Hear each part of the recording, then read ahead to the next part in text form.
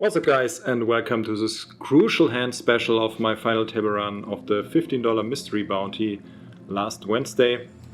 I'm gonna go through all the hands that were relevant for this final table, starting from the beginning to the end. I'm not gonna explain too much in detail, just talk about the hand, so we have a nice and short video that still shows all the crucial actions. Without further ado, I jump right into it. Let's go! So we start off with 35 big blinds and are kind of in the middle of the pack, slightly above average stack, and our position is not fantastic because we have the best player to our left, but it's fine.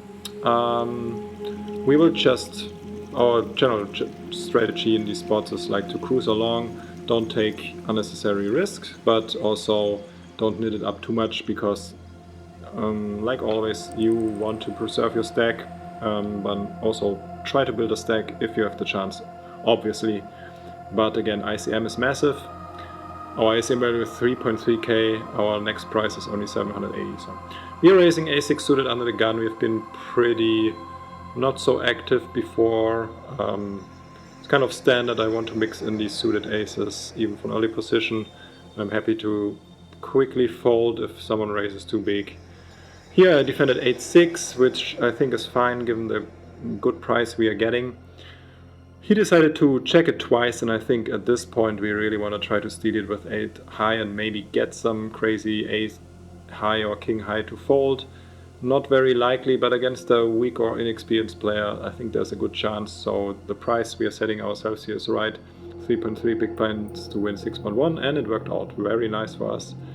This was an interesting spot, early position raises. He's been too active, so I don't want to just blindly re-raise ace-queen here and then don't know what to do. But then again, our biggest stack to our left just squeezed, and I decided to go mega knit and fold, which I don't hate, because we most likely have better hands here. Our ace-queen is a little bit under wrap, but not too much, and we might have better positions where we can extract more value and know better where we are standing. But then again, it's definitely a knit move, not something I'm doing too often, but on this final table I think I'm kind of fine with what I did there. Not too many crazy setups. Actually the first hour of this tournament, if I remember correctly, defending 8-5 here. Just interrupting quickly what I wanted to say. 8-5, mid pair, backdoor, straight draw, flush draw, easy call for half bet, even though it's a kind of big bet. The ace, of course, not happy with it. None of our backdoor draws improves. If he bets very tiny here, I might be inclined to call again, but still river could be super dicey. He decides to check, which is fantastic. I thought about donking, which isn't a good idea, and I'm glad I didn't do it. And for his tiny sizing, I think I want to find the call. He doesn't have too many ace-x. Could be a very strange, I don't know, something. But luckily we win a pretty big pot there with a really shitty hand. I think he didn't play it great. If he wants to bluff river, he should go higher, then make it harder for us, or directly barrel turn and get quite some folds from us. Pocket fives, you could flat here for the set mining, but I think with Dennis Andreevich having the big stack, I prefer the fold because he's so inclined to squeeze a lot. Ace queen off, of course I'm opening middle position. Ready to call cash junkie if he shoves. I'm not sure what I do with Terra X or Dan Rodriguez. And this Terra X guy from Germany, he raises, but not very big. It's a nice position, of course, on the button. Can still put on some pressure on us with a 30 big blind stack, and definitely I don't want to go crazy in it and call here at least once. It's a very dry flop. If he has ace king or a kind of bluff with a Broadway, I still have a good chance to win this pot either by bluffing or by binking something. So I want to call here, and this is now pretty dicey. Of course if he jams I have to snap fold. But it's also, he shouldn't, this board really doesn't hit his 3-betting range too well. And now when he does this tiny bet, I really feel like overpairs are gonna shove. He's only gonna do that maybe with pocket tens or I don't know, maybe aces and kings with a flush blocker, but really shouldn't normally, so I decided to go for to actually follow my gut instinct and just jam it on him, and luckily he folds. Pocket threes, actually I think folding here is fine because we can't really call off any of the 14 big blind stacks.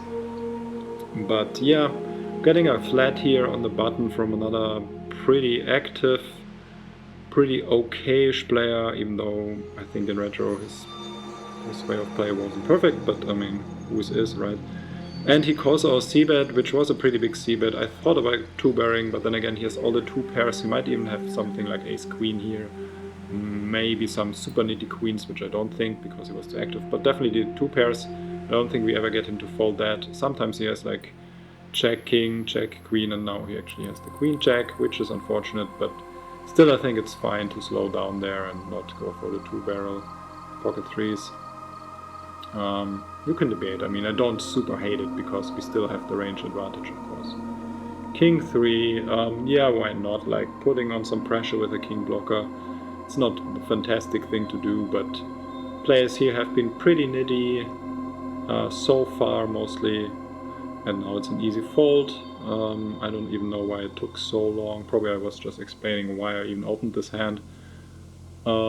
Yeah, we're still second in chips, I think, which is pretty nice. Not too much action, like I mentioned before. No one busting, pretty annoying for such a long time. And this is definitely a big blind defend again against late position, getting a good price with a one gapper. And here, the wonderful turn, I thought about donking, but then no, why? You only get caught by very strong hands and made hands. And now I definitely want to go for a big bet. I actually prefer a 2/3 pot bet, like, or 3/4. So like 3 million instead of 2-2. It's more polarized, but this one, I don't like the sizing too much. It's not terrible, but definitely could be better.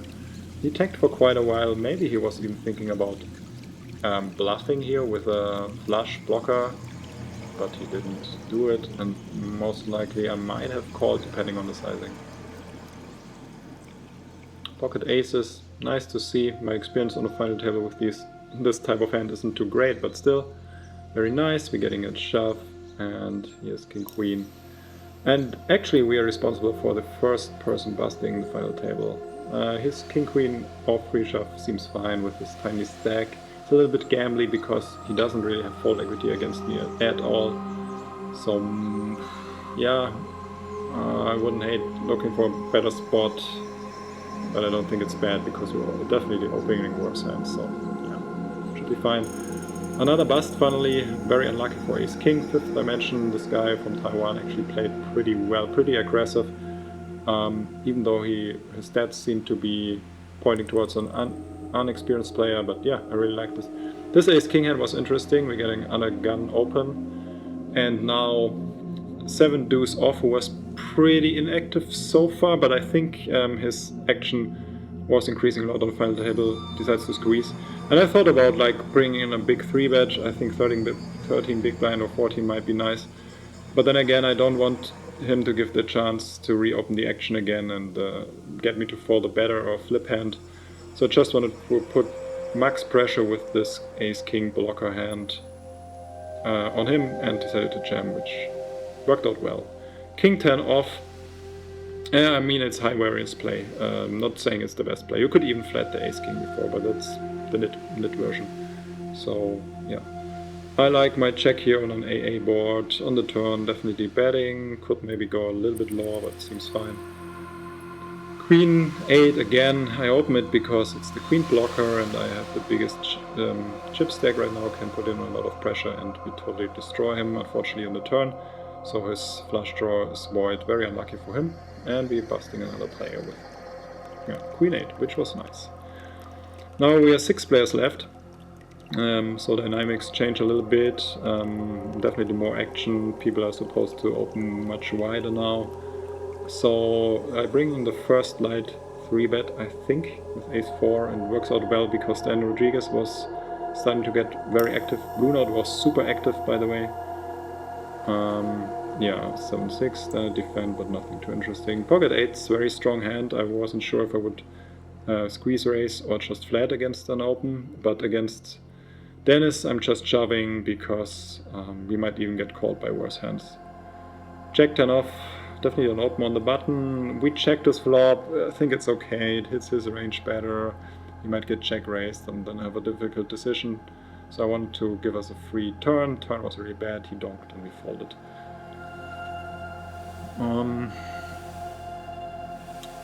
Yeah, we have a nice spot here because the 4 big blind stack makes ICM really massive for the medium stacks here, the 30 big blind ones. But unfortunately it doesn't last long because we're getting dealt queens in the big blind and totally crushes queen 7. Very unfortunate for him, but very nice for everybody else involved on the final table. Running good here for sure. Yeah, there were no interesting bounties left at all on the final table. 9-8 here, squeezing, why not? The only reason I do this is because Blue Note is so active, and if we're getting some action, it's an easy fold, not blocking anything, so it's kind of debatable to play. Any ace-x on the cutoff, definitely an open, I think, as the big stack. Here I thought, like, we are blocking so many floats, but it's still nice to get some folds from Broadway and stuff.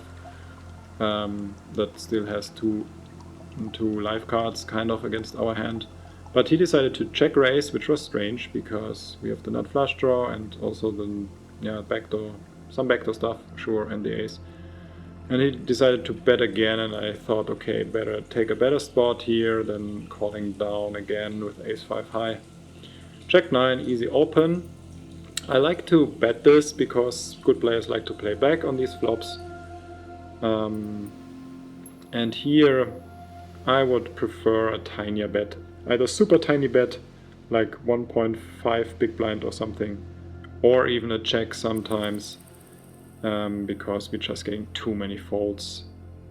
Pocket 8s I'm gonna play against Dennis and Andreevich. If he shoves against the others, it's gonna be dicey. Here I wasn't sure if I should c-bet or not.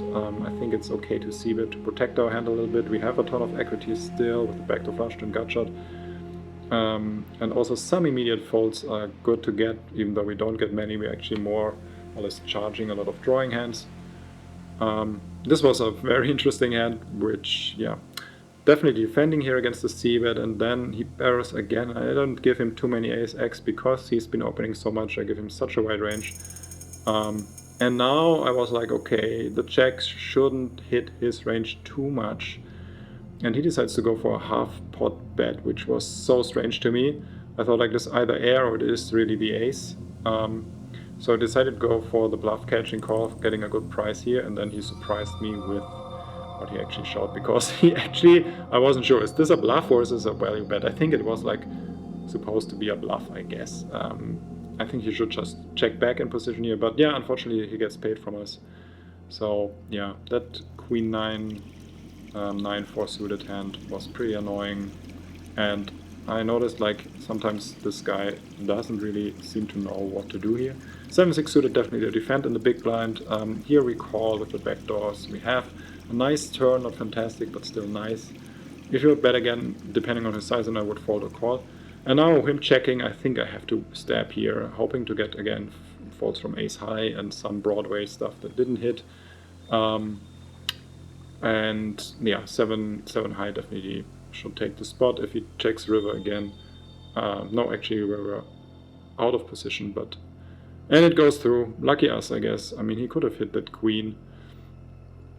Pocket 4s here. I thought about 3-betting because it looks so strong with the baby stack and the big blind, but then just went for the flat and would have called Dennis and Andreevich shove if Blue Note folds. And here I just felt like with almost no equity, if he calls or continues, I want to go for the bluff, which I rarely do, but worked out well. Not sure if it's a thing. Probably not. Here again, we can put so much pressure on these players. With an ace high, it's a great thing to do in position, because Dennis and Andreevich is the baby stack and there's massive ICM in play. Unfortunately, here I'm betting, definitely betting my bottom pair. Mid pair I might not bet. We're getting squeezed, and it's a great sizing. It puts so much pressure, but it could still be a bluff. And I decided not to gamble here, because sometimes he might be pretty dead in regards of equity if I jam here, taking better spots. Ace deuce, I'm gonna fold against this under the gun shove. Yeah, I think it's okay. A6, I would be open shoving if they fold to us.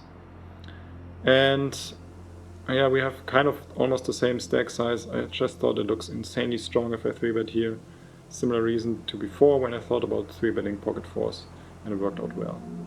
Again, we are chip leader, surprisingly, but everybody's kind of getting short. Had to fold a lot of hands here. 6-4 suited, yeah, I wouldn't open this. Looking back at it, I probably just opened because I hadn't been playing a hand in a while, but 6-4 suited is not good, not blocking anything. King 10 suited definitely didn't open. Unfortunately, I would have to call Dennis Andreevich, which wouldn't be too much fun, but pure potter's thing. But of course, I'm folding against blue notes shove. Pocket 10's really strong hand here. I'm gonna call everyone. Wasn't sure what to do if someone reshoves, but yeah, really nice spot. And 84% of the time don't hold. This was terrible. Like my ICM would have dropped by 1.2k here. Check 10 off, just a jam, blind versus blind, 6 big blinds deep. Yeah, unfortunately, if the pocket 10s would have held, we would have been in a fantastic position to ship this, but what can you do? That's normal variance. We also won a few of these 35, 65 ones. And here, Dennis Andreevich runs into pocket 9s in the big blind, and he's out, and at this point I'm pretty happy, because we've got 3.2k in the bag, four-handed in a 11,800 runner tournament, and yeah.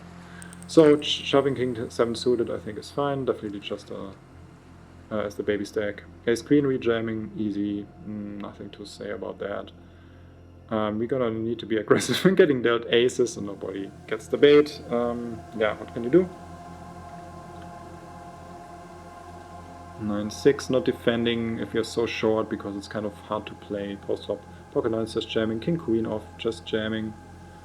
Standard stuff here. 8-4 snap fold. Ace 10 suited gonna rejam against any open, I think.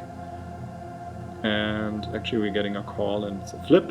Flop is fantastic, turn is good, and we hold, which gives us the second place right now, four-handed. Really nice comeback here, and yeah, we're down to 3 players. Check 10 against ace king, blind versus blind, pretty standard. Really happy at this point. Still the mid stack, gonna play to try to build up a stack against our aggressive guy. Here I decided to fold on the turn, I think, against this big sizing. Yeah, because river's gonna be a dicey situation, and we still have a stack to our right that only has half of our chips, so definitely the ICM plays a role, even though I want to take all the spots. Here I'm just folding against the c-bet with 8-7. King 7, I think it's a standard jam. It's kind of close with the baby stack. Maybe it might even be an ICM fold, but yeah.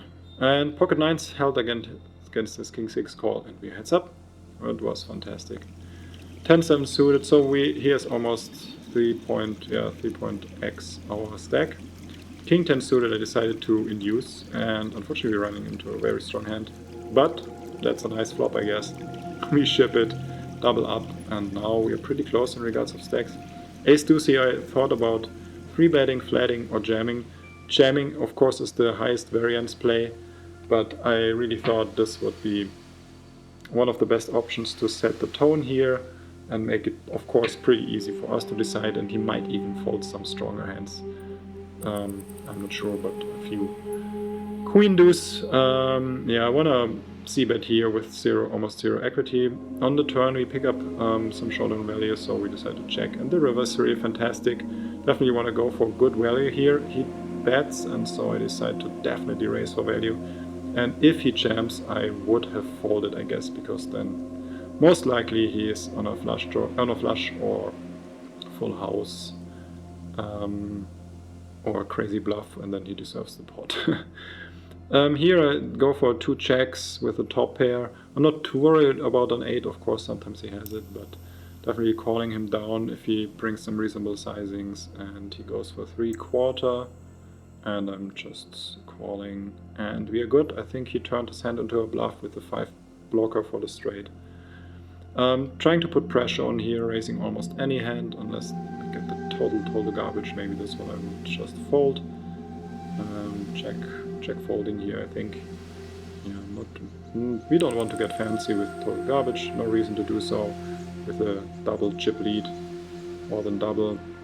Our ICM value is massive. We were fine to deal from the start, but he wasn't. I guess that's the reason why we were able to pretty much dominate him. It was good karma, I mean. And just joking. Queen 7 definitely an open, but against the jam it's just a fold. Queen 9 off. I want to play this post flop. We could raise, but then if he jams, we're in an awkward situation. He decided to float because what does he really have here when he bets, and makes it difficult for him. And since he checked down, I want to get king high to fold, maybe some ace high to fold. Really tiny sizing, but it looks very strong, and given our call on the flop, I think we're wrapping the 8 or even 4. And he decides to fold. King 8 I think is definitely the plus EV jam. He calls though, of course, pocket 4s. We have a good flop here with backdoor equity to not so great, but the river bings it. Yeah, and we won it, which was an amazing feeling because it's the biggest field win I ever had. I think I had final tables with slightly bigger fields, but never finished first there.